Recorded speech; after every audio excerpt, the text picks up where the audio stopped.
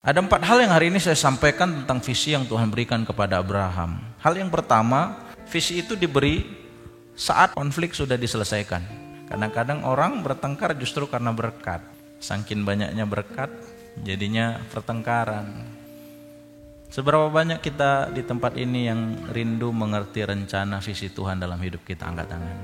Maka hal yang pertama yang harus kita lakukan, bereskan hubungan kita dengan orang lain. Bereskan hubungan kita dengan keluarga kita. Bereskan hubungan kita dengan istri. Bereskan hati dengan suami. Bereskan hati kita dengan saudara kita, kakak kita, adik kita, abang kita. Sebab Tuhan belum memperjelas visi dan janjinya kepada Abraham sampai Abraham hatinya beres dengan Lot. Kalau hati kita nggak benar, kita nggak bisa dapat janji Tuhan. Kalau hati kita nggak benar, kita nggak bisa dapat visi dari Tuhan. Visi Tuhan kasih waktu kita punya hati yang benar. Waktu kita mau ngerti rencana Tuhan, kita mau ngerti visi Tuhan, perbaiki hubungan kita. Yang kedua, visi itu dikasih, diberi, diperjelas di tempat yang tinggi. Jalan kehidupan kita ini kadang nggak jelas. Kita nggak tahu mana buntu, mana yang lempang. Kita nggak ngerti mana safe, mana yang aman, mana yang dangerous, mana yang berbahaya. Kenapa? Karena kita nggak punya GPS-nya. Masalahnya kita nggak punya GPS kehidupan. Ada jalan yang disangka orang lurus, tapi ujungnya maut. Kita hanya tahu jalannya yang benar ketika kita naik ke tempat yang tinggi. Hadirat Allah itu seperti tempat yang tinggi. Sebab visi diberikan kepada orang-orang yang mencari wajah Allah. Masuk ke hadirat Tuhan. Di sana Tuhan nyatakan. Waktu kita datang ke hadiratnya, Tuhan kasih jelas. Waktu hati kita beres, Tuhan kasih visinya.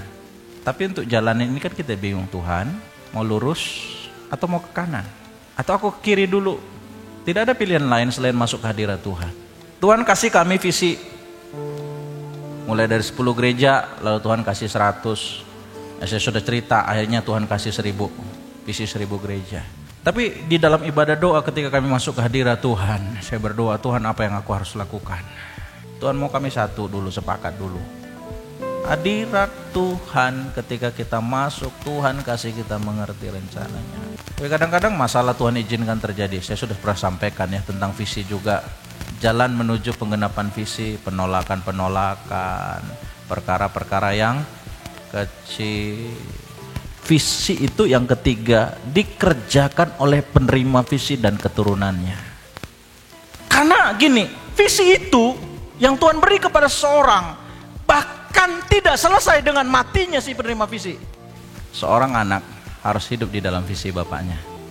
Yang terakhir, visi itu akan digenapi kalau mulai dikerjakan.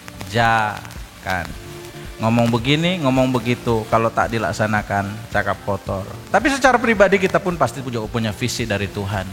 Ayo jalankan visi itu, latih anak-anak saudara untuk hidup dalam visi saudara. Visi diberi itu ketika hubungan benar, konflik diselesaikan. Visi diperjelas di hadirat Allah di tempat yang tinggi. Visi itu harus dikerjakan bukan hanya oleh penerima visi, tapi juga oleh keturunannya. Bukan hanya jadi teori, bukan hanya jadi wacana, tapi itu dilaksanakan.